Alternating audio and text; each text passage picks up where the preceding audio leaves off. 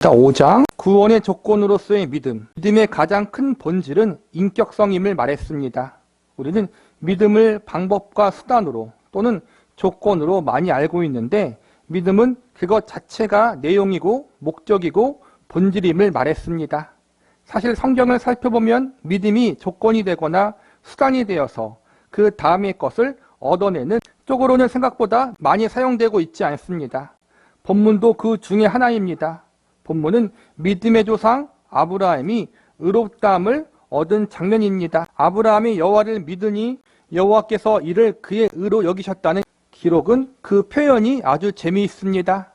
아브라함이 하나님을 믿어 의를 얻은 것이 아니라 그 믿음을 의로 여기셨다는 것입니다. 믿음이 조건이 되어 의라는 결과를 얻는 것이 아니라 그 믿음의 내용으로 합격점을 주셨다는 것입니다. 우리는 믿어서 믿음이 도약대가 돼서 그 믿음 때문에 그 다음의 것을 어느 목적지에 도달을 하거나 어떤 소원을 얻는 것이라고 자꾸 생각하기 쉬운데 이 믿음이 자체로서 합격된 내용이라는 것입니다. 하지만 우리는 그것을 의롭다고 표현하는 까닭을 생각해 볼 필요가 있습니다. 먼저 의에 관한 표현으로 대표적인 로마서 3장을 봅시다. 이제는 율법 외에 하나님의 한 의가 나타났으니 율법과 선지자들에게 증거를 받은 것이라. 곧 예수 그리스도를 믿음으로 말미암아 모든 믿는 자에게 미치는 하나님의 은이 차별이 없느니라. 모든 사람이 죄를 범하였음에 하나님의 영광에 이르지 못하더니 그리스도 예수 안에 있는 성령으로 말미암아 하나님의 은혜로 값없이 의롭다 하심을 얻은 자 되었느니라. 이 예수를 하나님이 그의 피로써 믿음으로 말미암은 화목제물로 세우셨으니 이는 하나님께서 길이 참으시는 중에 전에 지은 죄를 간과하심으로 자기의 의로우심을 나타내려 하심이니 곧 이때에 자기의 의로우심을 나타내사 자기도 의로우시며 또한 예수 믿는 자를 의롭다 하려 하심이라. 이 구절에서 구원을 논하는데 구원을 받았다, 생명을 얻었다는 표현을 안 쓰고 의롭게 되었다라는 표현을 씁니다. 그리고 그 의롭게 되었다도 우리가 의롭게 되었다는 표현만 있는 것이 아니라 하나님의 의가 나타났다는 표현과 같이 나옵니다. 구원에 하나님의 의가 나타났다는 것과 우리의 의가 나타났다는 말은 우리의 의라는 것이 결실됐고 우리에게 하나님의 의가 결실됐음을 말합니다. 그래서 복음에는 하나님의 의가 나타나서 믿음으로 믿음에 이르게 하나니 기록된 바 오직 의인은 믿음으로 말미암아 살리라 함과 같으니라. 이렇게 로마서 1장에서 이미 정의부터 내리고 시작합니다. 앞장에서 기록했지만 예수를 믿으면 구원을 얻는다는 표현에는 믿음이 조건으로 등장하지 않습니다. 구원에 관하여 믿음을 등장시킬 때는 그 믿음은 조건이나 방법이 아니고 은혜임을 설명하는 것입니다. 믿음은 행위와 반대되고 대가와 반대되며 믿음은 자랑할 수 없다고 했습니다. 여기서 행위는 행동거지를 이야기하는 것이 아니라 원인과 결과의 법칙을 이야기하고 있고 믿음이 행위가 아니라 할 때에는 원인과 결과의 법칙이 아님을 말하고 있는 것입니다. 맨 앞에서 이야기하는 것은 우리는 보통 믿음을 자꾸 수단이고 조건이라고 여길 때가 많다는 거예요. 물론 성경은 그렇게 표현하기도 해요. 또 믿음으로 말미암아 또 하나님이 어떠한 상급을 주신 것도 분명히 이야기하고 있어요. 그런데 보다 더 깊이 이야기하자면 믿음은 조건이 아니라는 거예요. 우리가 무엇을 얻어내기 위한 수단도 아니라는 거예요. 믿음은 하나님과 우리의 인격적인 결과라는 거예요. 인격적인 관계에서 만들어지는 결과라는 거예요.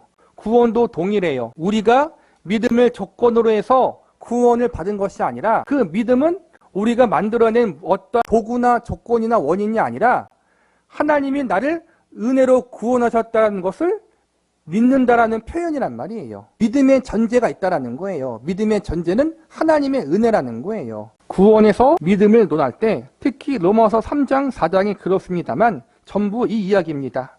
너희가 얻은 구원은 은혜라는 것입니다. 믿음으로 얻은 것이라는 말씀입니다. 즉 믿음의 전제가 은혜라는 거예요, 여러분. 그걸 절대 잊지 말라는 거예요. 너희가 얻은 구원은 은혜라는 것입니다. 믿음으로 얻은 것이라는 말씀입니다. 이때 말하는 믿음은 행위가 아닙니다. 행위란 자기가 결과에 대하여 자기 조건이나 원인을 갖고 있는 경우를 말합니다.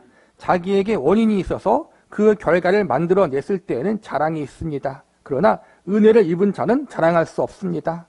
그 결과에 자기 원인이 없기 때문입니다. 원인 없이 결과를 받는 것을 우리가 보통 쓰는 단어로 은혜 또는 선물이라고 하고, 구원에서는 그것을 믿음이라고 합니다. 은혜라고 해도 충분한데 굳이 믿음을 동원합니다. 예수 믿으면 구원 얻는다 해서 가장 중요한 단어는 예수입니다. 믿음은 믿음 혼자 존재하는 게 아니에요. 믿음의 초점은 누구예요? 예수님이에요. 그래서 예수 믿으면 구원 받는다. 우리는 뭐에 초점을 둬요? 믿으면. 그렇죠? 그게 우리의 초점이에요. 그런데 성경은 뭐가 초점에 있는 거예요? 예수님께 초점이 있다라는 거예요. 즉 믿음이 구원이 아니라 예수님이 구원이라는 거예요. 그걸 믿는 게 믿음이에요, 여러분. 예수가 조건이 되어 우리가 구원을 얻는 것이지, 예수님으로 말미암아 우리에게 구원이 허락된 것이지, 내가 예수를 선택해서 또는 영접해서라는 것이 조건이나 원인으로 등장하여 구원이 결과된다는 것이 성경에는 없는 설명입니다. 예수님 믿으면 구원받는다는 게 틀린 말이 아니에요. 이것은 우리가 설명할 수 있는 최대의 설명이에요. 그런데 본질로 이야기하면 내가 예수님을 믿기로 선택해서 구원받은 게 아니라 하나님의 은혜로 구원받았다라고 그렇게 결과를 도출해야 된다는 거예요. 성경 말씀으로. 구원에 관한 설명 중에 제일 잘된 표현을 봅시다. 에베소서 2장입니다. 너희는 그 은혜에 의하여 믿음으로 말미암아 구원을 받았으니 이것은 너희에게서 난 것이 아니요 하나님의 선물이라. 행위에서 난 것이 아니니 이는 누구든지 자랑하지 못하게 함이라. 그런데 이 말씀에 대한 설명이 정확히 있어야 합니다. 로마서 3장과 연관을 지어 우리에게서 난 것이 아니라는 것과 우리에게 원인이 없다는 것, 곧 구원은 선물이고 은혜인데 이 구원이 왜 믿음이라는 이름으로 오느냐는 것입니다. 로마서 3장 22절을 봅시다. 곧 예수 그리스도를 믿음으로 말미암아 모든 믿는 자에게 미치는 하나님의 의라.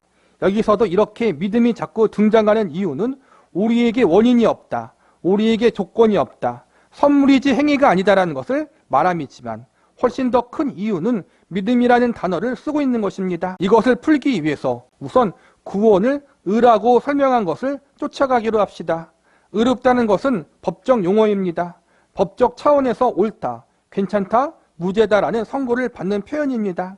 그러니까 우리가 예수 그리스도로 말미암아 하나님 앞에서 죄인이었던 사실에서 벗어나 무죄한 자리에 오는 것입니다.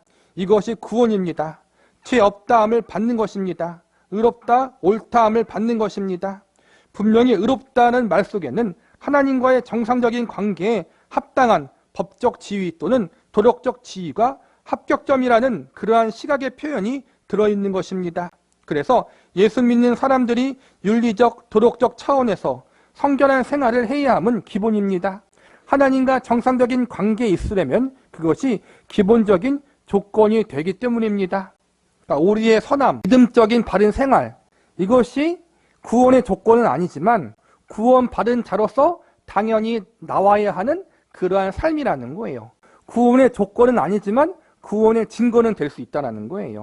그런데 예수를 믿음으로 말미암아 의롭다함을 얻은 자리에 우리가 왔다는 설명을 하면 우리는 이 구원을 의롭다고만 연결짓지 않고 구원을 얻었다, 생명을 얻었다 또는 영생을 얻었다와 하나님과 화목했다를 같이 연결짓습니다. 우리가 얻은 구원은 하나님께 연락되는 자리에 온 것입니다. 죄가 하나님과 단절되는 것이기 때문에 죄를 지어서 사망한다는 것은 하나님의 외면을 받는 것이요 하나님과 끊어진 것이 사망이며 죄값이며, 그래서 구원은 죄와 사망에서 구원함을 받아 하나님의 자녀로 다시 영접받고 정상적인 관계로 오는 것입니다. 로마서 5장을 봅시다. 그러면 이제 우리가 그의 피로 말미암아 의롭다 하심을 받았으니 더욱 그로 말미암아 진노하심에서 구원을 받을 것이니 곧 우리가 원수 되었을 때 그의 아들의 죽으심으로 말미암아 하나님과 화목하게 되었은즉 화목하게 된 자로서는 더욱 그의 살아나심으로 말미암아 구원을 받을 것이니라. 그뿐 아니라 이제 우리로 화목하게 하신 우리 주 예수 그리스도로 말미암아 하나님 안에서 또한 즐거워하느니라. 그의 피로 말미암아 의롭다 하심을 받았다는 표현을 10절에 와서는 하나님과 화목했다는 표현으로 얼마든지 바꾸어 쓸 수 있습니다. 그러니까 우리가 구원을 받았다라는 사실이 표현이 참 많아요. 그렇죠? 의롭다 인정받았다, 새 생명을 얻었다, 예수님과 연합했다. 하나님과 화목하고 화평했다. 이러한 것들은 우리가 한 가지 정의로만 딱 잘라서 이야기할 수 없는 구원의 신비함을 이야기하는 거예요. 우리가 의롭다함을 받았다는 것은 첫 번째 의미가 법적인 선포예요. 우리가 죄인이었지만 예수님의 은혜로 대속의 공로로 하나님 앞에 의롭다고 선언받았다. 우리는 아직까지 완전히 성화되지 않았어요. 그러니까 우리의 모습은 더러워요. 그런데 하나님이 예수님으로 말미암아 우리를 의롭다고 인정해 주신 거란 말이에요. 첫 번째 법적인 선포예요. 그런데 그것만이 구원을 설명하는 것이 아니라 이번에는 또 보니까 하나님과 화평, 화목을 이야기하고 있어요.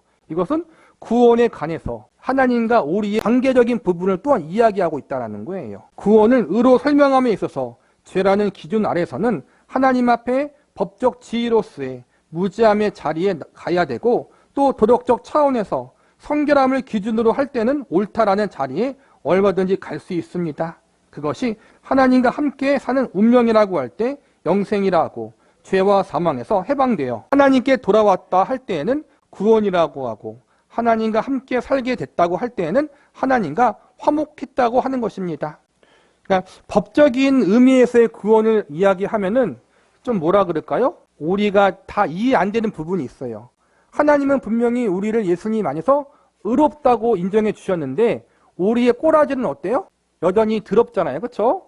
말과 행동과 생각과 우리의 삶이 보면은 꼬라지가 말이 안 돼요. 그러니까 이해가 안 가는 거예요. 나는 하나님 예수님으로 말미암아 구원 받았는데 아직 내 모습은 왜 그렇지? 왜 내 안에는 아직까지 죄가 있지? 나는 여전히 왜 죄를 짓고 살지? 더 큰 문제는 죄를 짓고 사는데 그게 죄인지 모르고 살잖아요. 그러한 면에서 우리는 이번에는 하나님과의 관계적인 측면에서 구원을 바라보자라는 거예요. 하나님과의 관계적인 차원에서 하나님과 화목하게 된 것 자체가 구원이라는 거예요. 아직 연약하고 아직 온전히 성화되지 못해서 죄를 짓고 살지만 내가 하나님의 백성과 자녀가 돼서 하나님과 화목했기 때문에 우리는 구원받은 거란 말이에요. 또 그러한 측면에서 바라보는 것이 필요하다는 거예요. 즉 하나님과 함께라는 개념이 모든 곳에 공통 분모로 영생이나 오름이라는 말이 쓰이는데, 말하자면 구원에 관하여 믿음을 등장시키는 이유는 믿음을 드러내고 이 구원이 도덕적인, 법정적인 어떤 개념들이나 그러한 규칙에 기준한 것보다 하나님과의 관계라는 인격적인 관계의 기준이 훨씬 중요한 요소인 것을 성경이 가르치고 싶어서입니다. 하나님의 자녀와 백성 된 게, 하나님과의 관계가 그렇게 화목하게 된 게 우리가 알아야 할 구원의 의미라는 거란 말이에요. 그래서 로마서 3장에서의 믿음이 행위가 아닌 것을 설명하기 위해 등장하려면 사실은 은혜나 선물이라는 단어가 더 적당하지만 훨씬 오해를 살만함에도 불구하고 믿음이라는 말을 쓰고 있는 것입니다. 하나님께서 예수 그리스도를 믿음으로 말미암아 모든 믿는 자에게 하나님의 의를 나타내셨다라는 표현은 실제적으로 하나님 앞에 범죄한 우리를 하나님의 불쌍히 여기사 우리에게 죄값을 묻지 아니하시고 그 아들을 우리 대신 십자가에 못 박아 우리에게 구원을 베푸신다는 것입니다. 그런데 이것이 왜 하나님의 은혜하면 하나님께서 어떤 범죄한 자에게 잘못한 것에 대한 죄값을 묻지 않고 용서를 하고 불쌍히 여기는 것은 다 인격적 사이에만 통하는 내용들이기 때문에 그렇습니다. 이것은 인격과 인격이 하는 것이라서 예수를 믿음으로 말미암은 구원을 베푸셨다 해서 믿음이란 단어를 등장시키는 이유는 그것이 방법이나 조건이 되어서가 아니라 이미 하나님이 우리를 구원하시라고 하시되 우리를 인격의 대상으로 여기시고 우리에게 신뢰와 사랑을 갖고 찾아오셨기 때문입니다.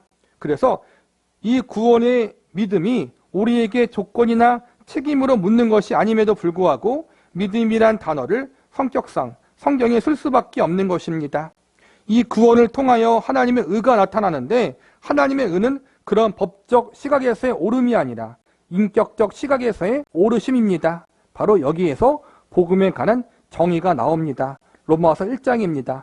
복음에는 하나님의 의가 나타나서 믿음으로 믿음에 이르게 하나니 기록된 바 오직 의인은 믿음으로 말미암아 살리라 함과 같으니라.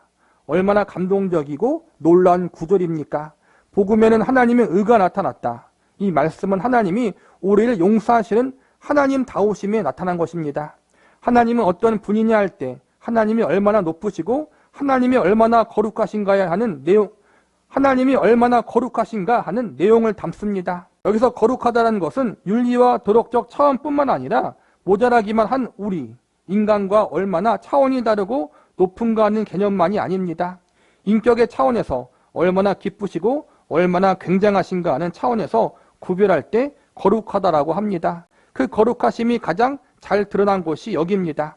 우리가 하나님 앞에 범죄하였습니다. 하나님은 그분의 형상대로 우리를 만드시고 우리에게 모든 것을 주셨는데 우리가 그분을 배신했습니다. 그런데 우리를 구원하기 위하여 아들을 십자가에 못 박으십니다. 여기에 하나님, 과연 하나님이십니다. 하나님은 이런 분이시구나가 나타나 있습니다. 믿음이라는 것을 하나님과 우리 사이의 인격적인 관계에서 우리가 생각을 해보자라는 거예요. 믿습니다. 믿습니다. 우리는 자주 이야기하잖아요. 저도 어릴 때도 마찬가지고 믿음으로 구원받는다라고 성경 그렇게 계속 주일학교 때부터 공부를 했는데 그 믿음이 무엇인가를 우리가 오해할 때가 많다는 거예요. 보통은 종교적인 열심, 내 결심, 내 의지를 보통 믿음으로 여기잖아요. 근데 그 믿음은 이슬람 교회도 있고 불교에도 있어요. 성경은 그 이상의 것을 우리에게 이야기하고 있는 거예요. 어떠한 거요? 하나님과 우리의 인격적인 관계를 이야기하고 있다는 거예요. 그 부분을 우리는 놓치지 말아야 한다는 거예요. 얼마 전에 제가 타고 가는 버스에 곱게 단장한 부인이 탔습니다. 참으로 보기가 좋아서 다시 한번 쳐다보게 되는 옷차림새였습니다. 그런데 차에 떠밀리는 바람에 옆에 허름한 차림을 한 사람과 부딪혔습니다. 그러자 이 부인이 그만 우리의 기대를 다 깨고 글로 쓰지 못할 말을 했습니다. 상대방도 옷차림새로 봐서는 도저히 싸울 수 있는 대등한 위치가 아닐 것 같은데 있는 대로 한포 사격을 해서 버스에 탄 모든 사람들이 듣기에 민망할 정도였습니다. 왜 이렇게 됐습니까? 본인이 자기 값을 떨어뜨리기 때문입니다. 입는 것만으로 그 사람의 실력이 나오지 않습니다. 자신이 하는 말과 행동 속에서 수준이 나오는 것입니다. 사람들은 심 있는 자에게 항복하지 않습니다. 인격적인 크기 앞에서만 항복을 하는 법입니다. 인격의 크기라는 것은 인격을 대접하는 그리고 상대방을 감싸고 깊고 넓고 두텁고 자상하게 편들어 주는 데서 나오는 것입니다. 예수 그리스도로 말미암아 우리에게 베푸신 구원이 나타난 하나님의 은은 죄에서 우리를 꺼내어 법적 용어로서 옳다, 무죄하다라고 하는 정도가 아닙니다. 이제는 믿음이 조건이 아니고 수단이 아니지만 믿음으로 말미암아 의와 예수 그리스도를 믿음으로 말미암은 구원임을 설명하심으로써 하나님이 우리를 인격적 대상으로 여기사 이 구원을 베푸신 것을 나타내셨으니 은혜라 선물이라는 것보다 더 인격적인 표현을 쓸 수밖에 없으며 거기에는 바로 하나님이 어떤 분이신가 하는 것이 나타나면 우리의 온 영혼을 동원한 항복이 있게 된다는 뜻입니다. 이렇게 어렵게 풀었었는데 믿음이라는 것이 맹목적인 믿음이 아니라는 거예요. 하나님의 믿음에 대해서 배웠잖아요. 하나님의 믿음이라는 것은 뭐냐면은 하나님이 저와 여러분을 택하셔서 마침내 우리가 하나님과 예수님을 믿음으로 영접하고 받아들일 수 있도록 하나님이 그렇게 일하신다는 거예요. 하나님의 믿음, 우리에게 억지로 강압적으로 우리의 설득과 항복을 받아내시는 것이 아니라 우리의 삶 속에 하나님이 역사하셔서 우리가 하나님 앞에 하나님의 사랑과 그분의 은혜 앞에 내가 자연스럽게 무릎 꿇고 감사함으로 항복하는 자리까지 가도록 하나님이 우리에게 믿음으로 역사하신다는 거예요. 즉 우리가 믿음을 가질 수 있도록 하나님 아버지를 믿고 하나님 아버지를 사랑하고 예수님 앞에 내가 기꺼이 나아갈 수 있는 믿음을 주시도록 하나님이 역사하는 게 하나님의 믿음인데 그 믿음이란 것이 단순히 기계적인 믿음이 아니라 우리의 모든 인생 가운데 간섭하사 우리를 만들어 가시는 거란 말이에요. 다시 얘기하자면 인격적인 거라는 거예요. 계속 강조하지만 하나님이 그렇게 인격적으로 우리를 대하사 우리로 하여금 하나님이 어떤 분이신지 예수님이 어떤 분이신지를 알아갈 수 있도록 우리의 삶을 붙드시고 인도하시고 섭리하시는데 그 가운데 믿음이 만들어지는 거잖아요. 그래서 믿음이라는 단어를 굳이 쓰는 것 그냥 거듭남이라고 이야기할 수 있고 새 생명이라고 이야기할 수 있고 의롭다 여김을 받는 것이라고 이야기할 수 있고 은혜 가장 적합한 게 은혜잖아요. 구원은 그렇게만 이야기하면 되는데 굳이 헷갈리게 믿음이라는 걸 쓰신 이유는 우리로 하여금 하나님이 너희를 기계적으로 부르지 않고 그 믿음을 만들어내기 위해서 내가 인격적으로 너의 삶을 간섭하고 그렇게 교제하고 그렇게 해서 만들어냈다라는 것을 알려주기 위해서 그렇게 믿음이라는 단어를 쓰신 거란 말이에요. 컴퓨터처럼 그냥 명령어만 입력하면 뚝딱 하고 나오는 것이 아니라 이렇게 복잡한 절차를 거쳐서 하나님이 우리를 하나님의 자녀로 삼으신 거란 말이에요. 번거로운 거예요. 그렇죠? 자녀를 키워봐서 알지만 일일이 설명하는 게 참 번거로워요. 뭔가 알려줄 때. 그냥 강압적으로 야 내가 말했으니까 아빠가 말했으니까 그냥 들어. 그러면 편한데 그렇게 우리는 보통 그렇게 하잖아요. 하나님은 그렇게만 하지 않으시고 일일이 설명하시고 알려주시고 하나님의 사랑이 무엇인지 예수님의 은혜가 무엇인지를 설명하고 알려주시고 우리의 삶 속에서 여러 가지 연단과 섭리를 통해서 하나님이 내 아버지시구나. 예수님이 내 구세주시구나. 그것을 아는 자리에까지 인도하신다는 거예요. 그 모든 과정이 믿음이라는 것 속에 포함되어 있다는 거예요. 창세기 15장에 나오는 아브라함이 여호와를 믿음이 여호와께서 이를 그의 의로 여기셨다 해서 하나님께서 옳다 하시는 가장 중요한 핵심은 법적이거나 도덕적이기보다 오히려 인격적입니다. 아브라함이 하나님을 믿는 그 믿음을 됐다라는 합격의 가장 중요한 기준으로 삼고 있습니다. 이를 그의 의로 여기셨다. 그런데 우리는 신앙에 있어서 인격성으로 가지 않고 하나님과의 관계로는 더더욱 못 나갑니다. 개인적으로도 인격적이지 않고 하나님과의 관계를 자꾸 놓치는 것은 신앙의 사건적이고 개념적이고 원칙적이기에 그렇습니다. 보통 전부 1입니다. 기도원에 가서 기도하고 내려왔는데 사람이 사나워져서 내려옵니다. 성경을 많이 읽었는데 눈빛이 부드럽지 않습니다.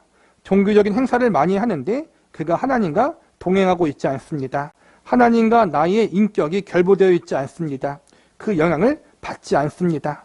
왜 이러한 일이 벌어지냐면 아까 말한 것처럼 믿음을 그냥 종교적인 열심 또한 어떠한 일을 해내는 것으로 바라본다는 거예요. 그러니까 열심히 종교적으로 뭘 해요. 기도하고 말씀 보고 작정하고 그런데 변한 것이 없다는 거예요. 중요한 건 믿음은 일적인 것으로만 보면 안 되고 인격적인 것으로 보자라는 거예요. 하나님과 나의 관계적인 부분. 마태복음 5장에 하늘에 계신 너희 아버지의 온전하심과 같이 너희도 온전하라는 말씀대로 아버지를 본받는 형태의 변화가 없습니다. 예수 그리스도를 믿는다는 것은 훨씬 본질적인 존재의 본질에 관한 문제입니다.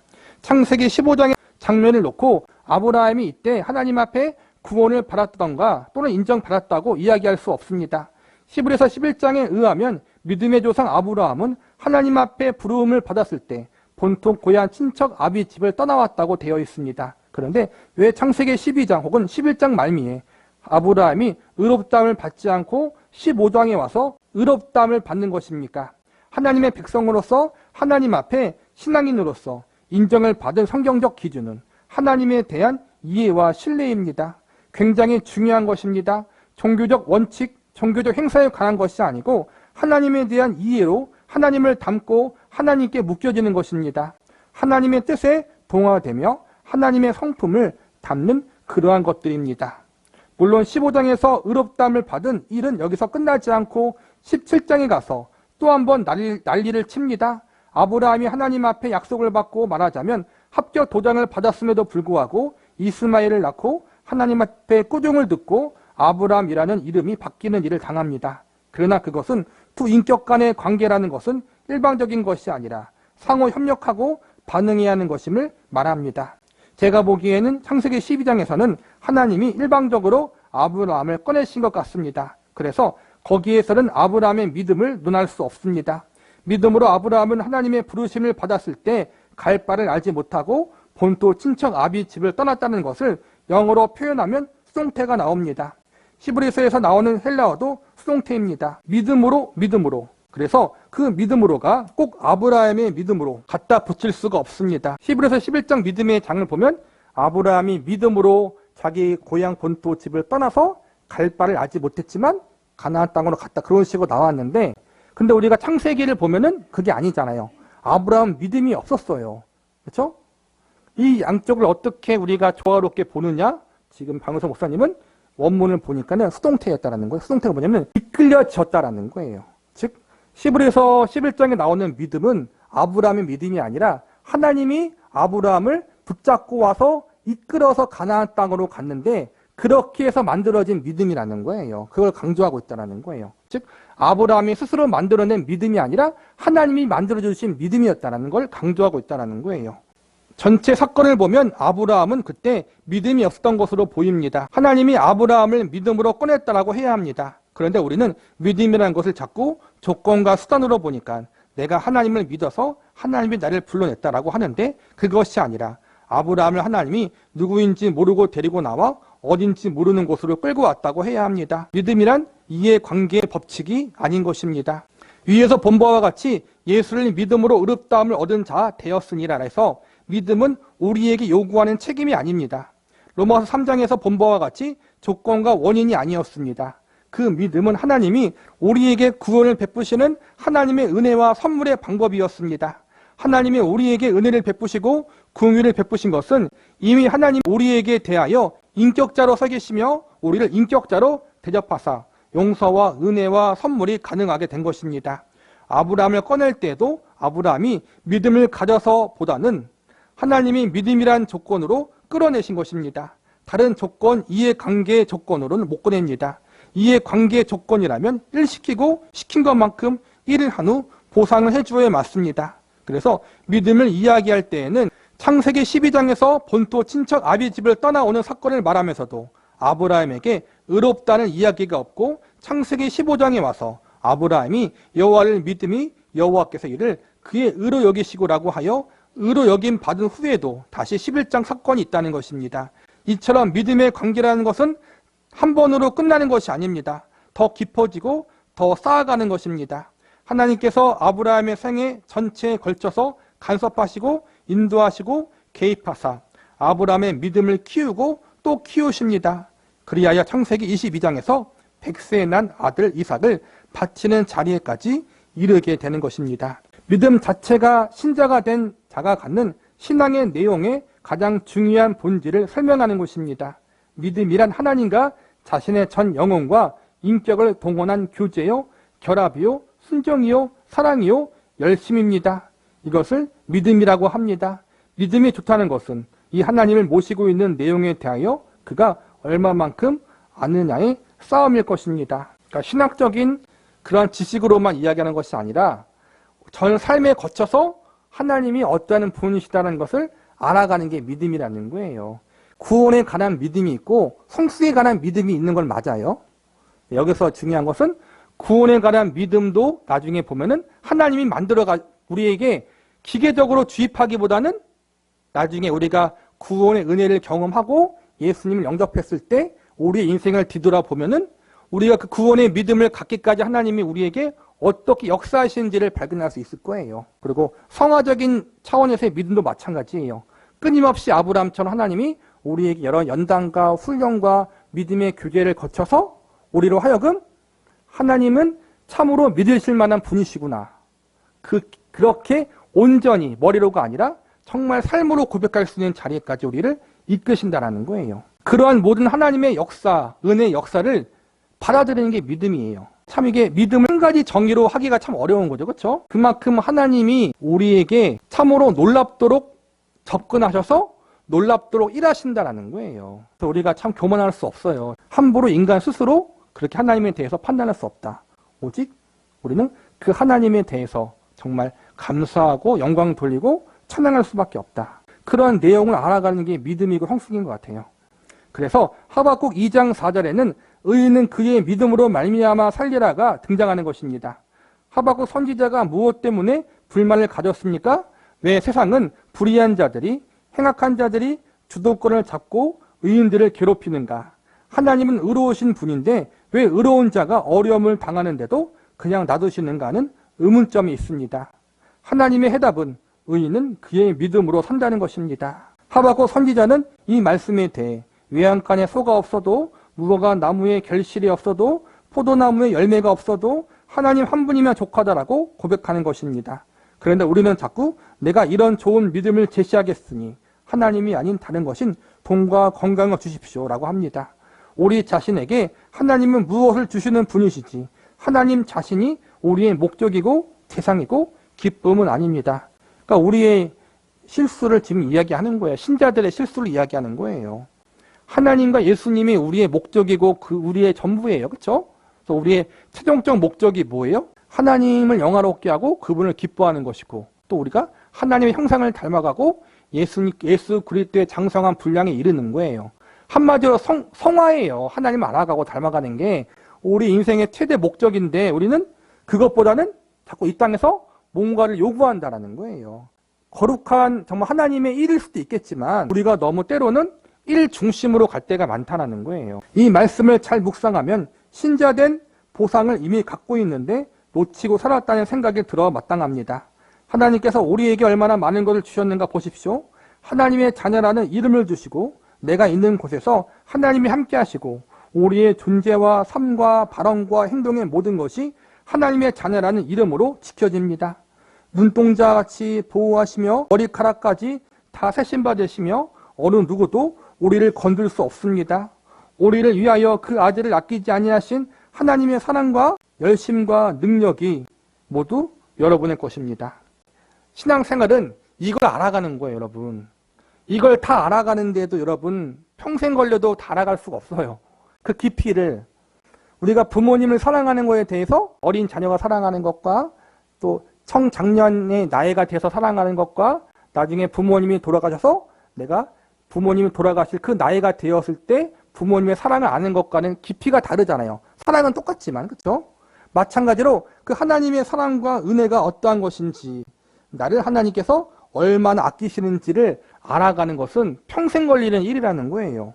근데 그걸 우리 신앙의 목표가 되어야 하는데 우리는 그러지 못할 때가 많다라는 거예요.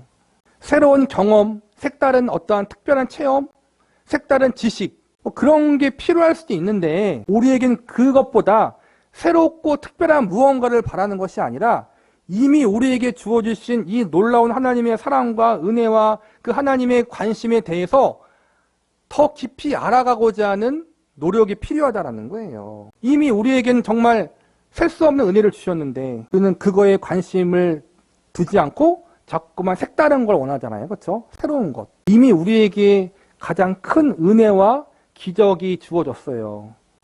우리가 사모해야 할 기적은 어떠한 특별한 뭔가 아니라 우리에게 이미 주어진 그 예수님의 대속의 은혜와 사랑, 그 아들을 아끼지 않고 우리에게 주시는 그 하나님의 마음을 알아가는 거예요, 여러분. 하나님이 여러분에게 그렇게 하셨습니다.